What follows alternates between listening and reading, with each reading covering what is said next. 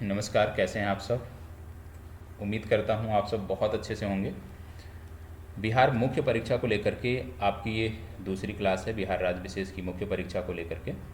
और आज के सेशन में भी हम विशेष रूप से बीपीएससी का जो लास्ट एग्ज़ाम हुआ 69th बीपीएससी का जो मेंस हुआ था, सर्वप्रथम उसके प्रश्नों का डिस्कशन करने वाले हैं और ये समझने वाले हैं कि किस प्रकार से जो हमारी आंसर राइटिंग की ये क्लास है, इसको किस प्रकार से हमें आगे बढ़ाना है। कल की क्लास आपने देखी होगी, जिन्होंने नहीं देखा है प्लीज़ सबसे पहले जाके पिछली जो क्लास हुई है उसको जाके देखिएगा और उसके बाद से फिर इस क्लास पे आइएगा, तो चीज़ें आपको ज़्यादा बेहतर तरीके से समझ में आएंगी। हमने आंसर राइटिंग को लेकर के कुछ आपके जो डाउट थे, कुछ आपके जो प्रश्न थे, उन पर हमने बात किया था और हमने बताया था कि आंसर राइटिंग जो आपको करनी है, हमारे साथ मिलकर जो आंसर राइटिंग आपको करनी है, ये 3 स्टेप में आपकी होगी। ठीक है, आपकी परीक्षा तक 3 स्टेप में हम आगे बढ़ेंगे और सबसे पहला स्टेप जो है उसकी शुरुआत आज से हो रही है। तो स्टेप 1 क्या है उसके बारे में हम बात करेंगे। पहला चरण क्या है उत्तर लेखन का, उसके बारे में हम बात करेंगे और किस तरह से इसमें ले करके चीज़ों को चलना है, उस संदर्भ में आज की चर्चा है।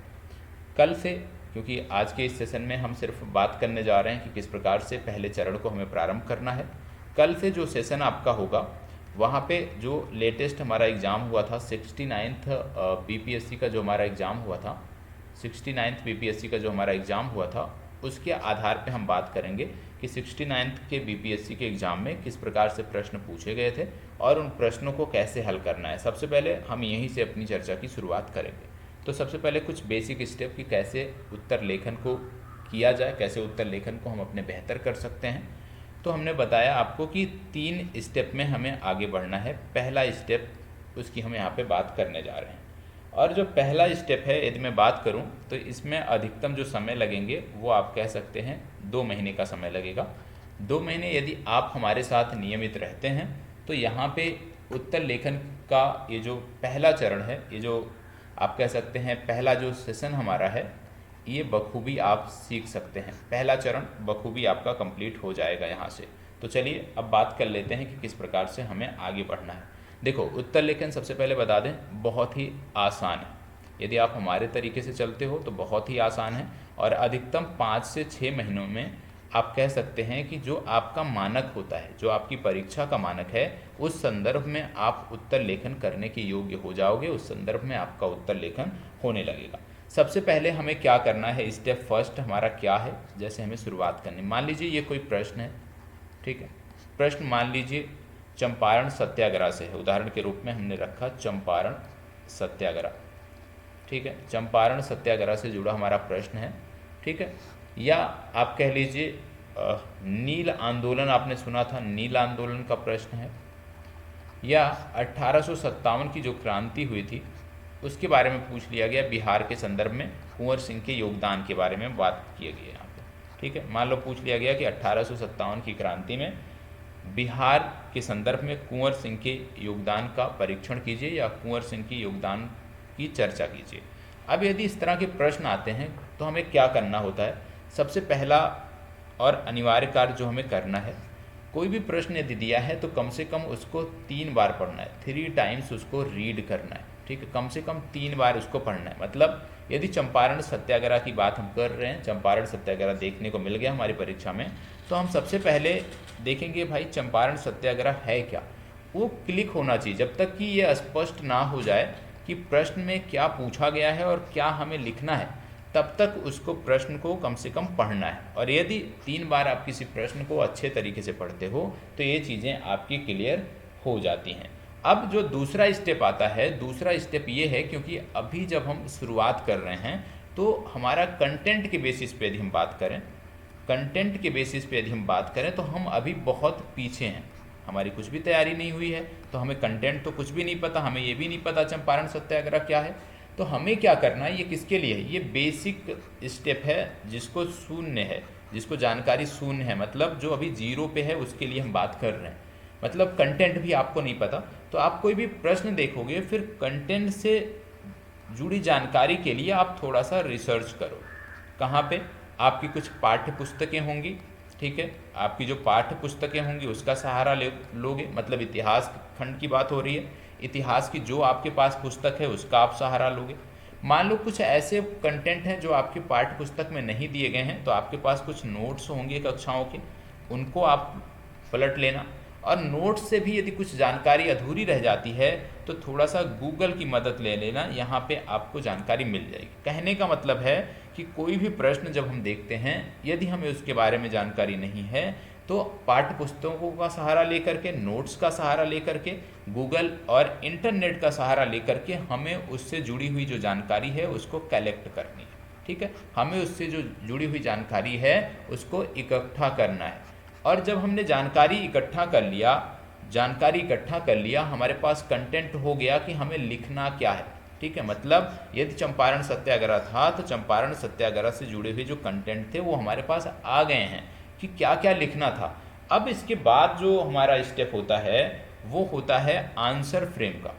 क्या करना होता है हमें आंसर फ्रेम बनाना, क्योंकि जब हम कोई उत्तर लिखते हैं, मान लीजिए चंपारण सत्याग्रह की हम बात कर रहे हैं, तो यहाँ पे कुछ फॉर्मेट तो होगा ना कि सबसे पहले क्या लिखना है, शुरुआत कहाँ से करनी है, मध्य भाग में इसके क्या लिखना है और निष्कर्ष में क्या लिखना है।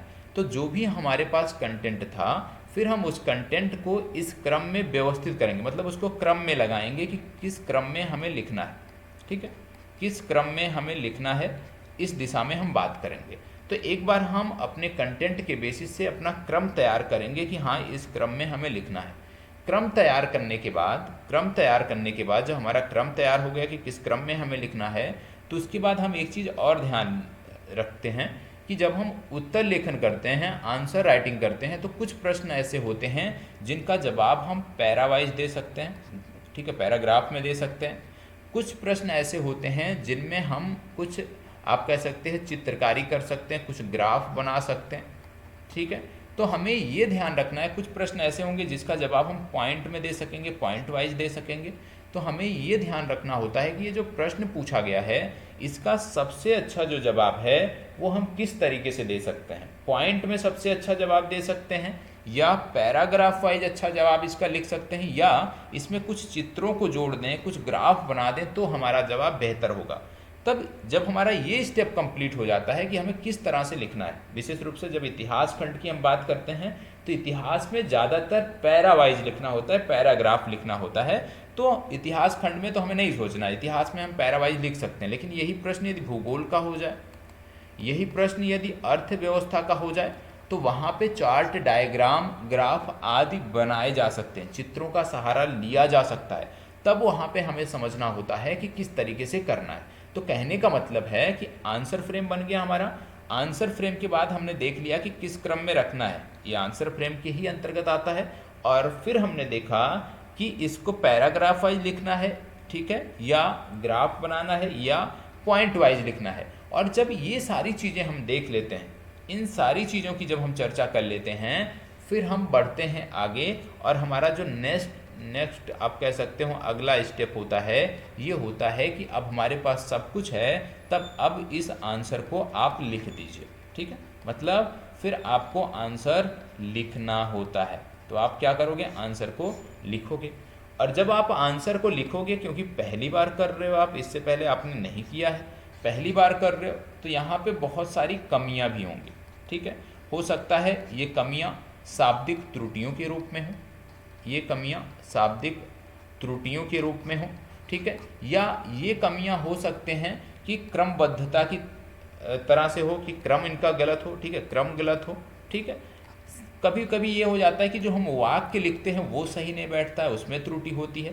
तो चाहे वो शाब्दिक त्रुटियाँ हो, चाहे इनका क्रम गलत हो, या जो आप कह सकते हैं जो हमने सेंटेंस लिखे हैं उसमें यदि त्रुटियां हैं तो हमें देख कर ही पता चल जाता है। जब हम पढ़ते हैं ना तो हमें देख कर ही पता चल जाता है। या आप किसी भी पढ़े लिखो को यदि दिखा दोगे अपना आंसर कि भाई ये मैंने एक आंसर लिखा है, इसमें देखो क्या सही है क्या गलत, तो टॉपिक का नॉलेज यदि उसको नहीं होगा तो कम से कम शाब्दिक त्रुटियों को पकड़ सकता है, क्रमबद्धता को देख सकता है, और जो सेंटेंस में कमियां हैं उसको पकड़ सकता है। तो यदि आप स्वयं से देखते हैं तो आप देखेंगे पहली बार लिखने के बाद इसमें बहुत सारी कमियां आपको देखने को मिले। लगभग 10 से, यदि एक पेज आप लिखोगे तो कम से कम 10 कमियां आपको देखने को मिलेंगी। जहां कमियां मिल रही हैं उसको मार्क करिए, उसको अंडरलाइन करिए।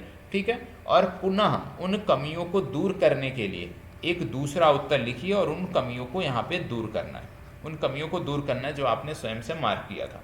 जब दोबारा आप उत्तर लिख लेते हो तो पुनः इसका मूल्यांकन करना है। दोबारा लिखने के बाद इसका पुनः मूल्यांकन करना है, और जब इसका पुनः स्वमूल्यांकन करोगे तो आप देखोगे कि जो पहले 10 कमियां थी एक पेज में, अब वो 2-4 अभी भी देखने को मिल रही हैं। तो आपको क्या करना है, पुनः उन कमियों को पहचानना है और एक तीसरा उत्तर लिखना है। और जब तीसरा उत्तर आप लिखोगे तो आप देखोगे कि आपके स्तर से इसमें अब कोई कमी देखने को नहीं मिल रही होगी, मतलब आपके स्तर से आपका ये उत्तर परफेक्ट है। और जो उत्तर परफेक्ट है फिर आपको उसको अपने टेलीग्राम ग्रुप में भेजना है, अपने टेलीग्राम ग्रुप में शेयर करना है, जहाँ पर उसका मूल्यांकन मैं करूँगा और उसमें जो भी कमियाँ होंगी वो आपको बताई जाएंगी। तो ये काम आपको करना है, स्टेप बाय स्टेप चलना है। सबसे पहले हमने क्या कहा कि कोई भी प्रश्न है, क्या कहा हमने सबसे पहले कि कोई भी प्रश्न है उसको 3 बार पढ़ना है।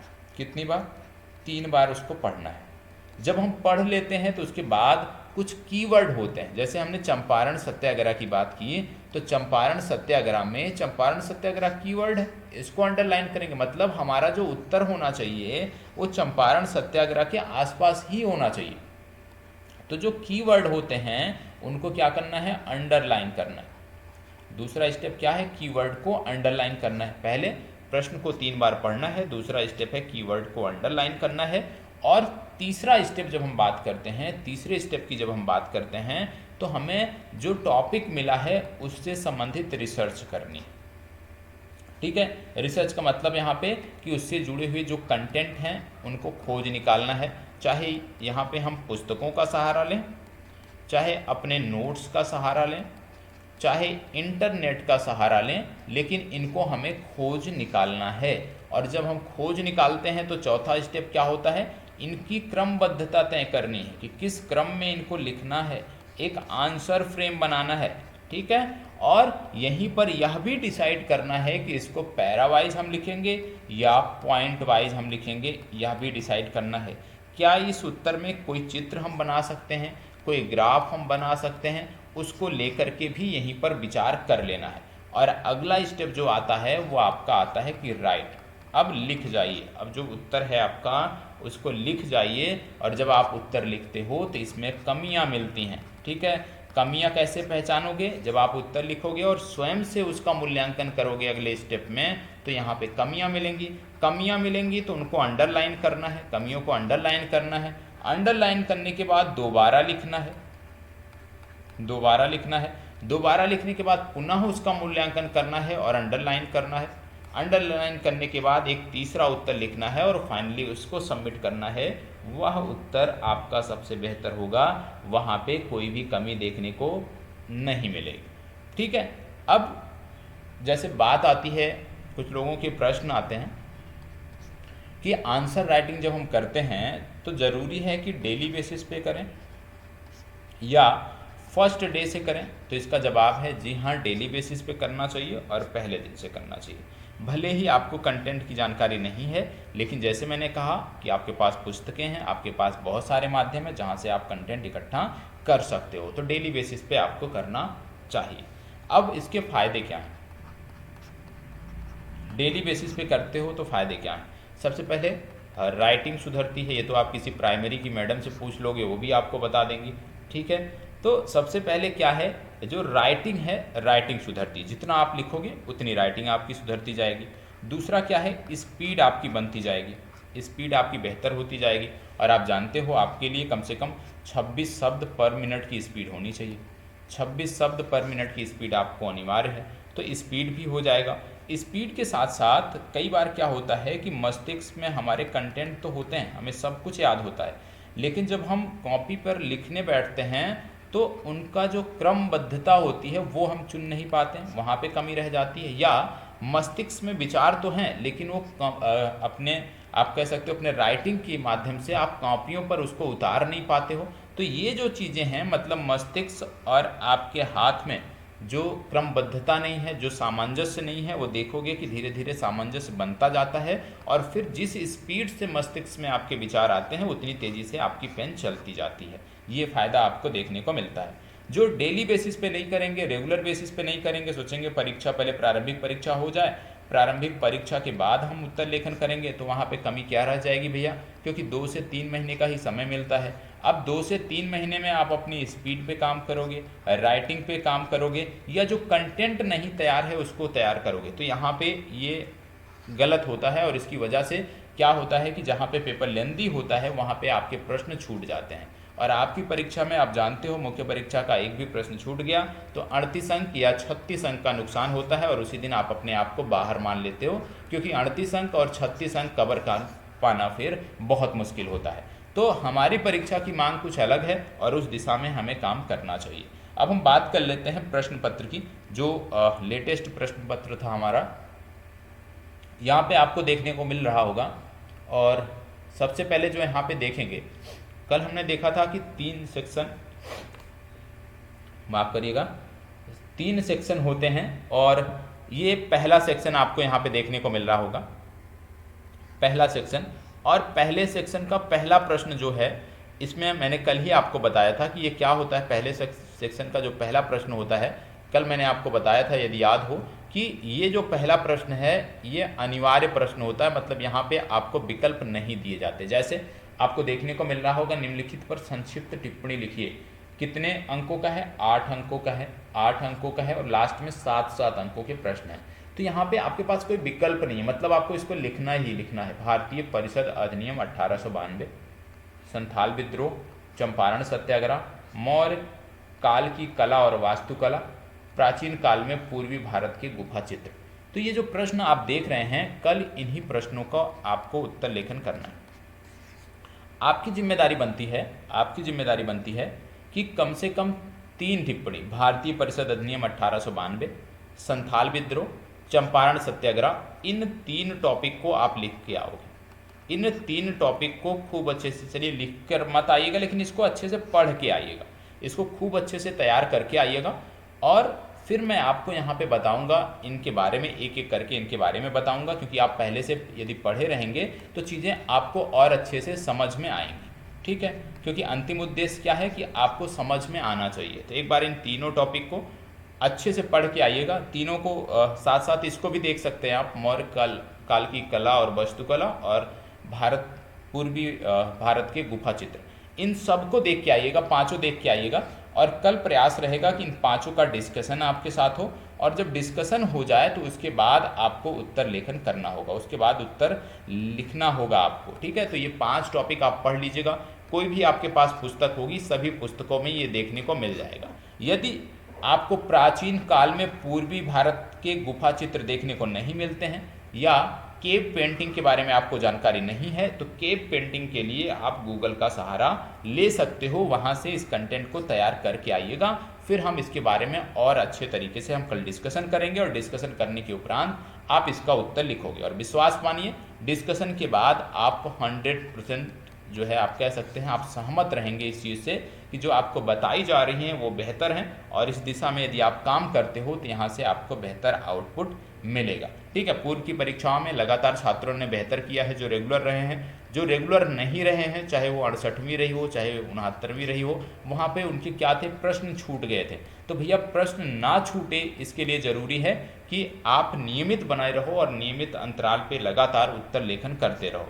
आप में से कुछ लोगों ने बोला था कि सर पूर्व में भी बोला गया था कि कक्षाएं नियमित रहेंगी, लेकिन रह नहीं पाई। लेकिन यहाँ पे मैं फिर से कह दे रहा हूँ कि अब आपकी कक्षाएं 100% नियमित रहेंगी, ये मेरा आपसे वादा है। 100% नियमित रहेंगी, कहीं भी कोई भी समस्या देखने को नहीं मिलेगी। हाँ, एक दिन रविवार मैंने आपके लिए बनाया है। रविवार को जैसे मैंने आपको बोला, आपके साथ डाउट सेशन, आपके साथ टेस्ट एक प्रीलिम्स का, एक मेंस का। प्रीलिम्स का भी टेस्ट होगा, मेंस का भी टेस्ट होगा, तो दोनों के लिए तैयार रहना है। प्रीलिम्स का टेस्ट सुबह 8 बजे, मेंस का टेस्ट रात 8 बजे ये होगा। और मेंस का जब आप टेस्ट लिख लोगे, उसके बाद आपके साथ आधे घंटे का एक डाउट सेशन होगा। जो भी आपका डाउट होगा वहाँ पे आप पूछ सकते हैं। तो साप्ताहिक स्तर पर जैसे हम पहले जुड़ते थे, ऐसे अभी भी साप्ताहिक स्तर पर जुड़ेंगे, और अपनी चीज़ों को बेहतर बनाने का हम प्रयास करेंगे, ठीक है। बाकी किसी को कोई भी डाउट है, कोई भी संदेह है, तो कमेंट बॉक्स में आप पूछ सकते हैं। और कल से, क्योंकि कल से हमारा ये सेशन प्रारंभ हो रहा है, तो प्रश्नों के साथ साथ कल के सेशन में और क्या देखने को मिलेगा, कल के सेशन में आपको बिहार से संबंधित जो न्यूज़ है वो देखने को मिलेगी, बिहार से संबंधित जो नोटिफिकेशन आया होगा किसी एग्ज़ाम का वो देखने को मिलेगा, तो उसको भी कल से हम यहाँ पर ऐड कर रहे हैं। तो अपनी चर्चा को यहीं पे विराम देता हूँ। धन्यवाद, बहुत बहुत आभार। कैसा लगा है ये सेशन कमेंट बॉक्स में ज़रूर बताइएगा।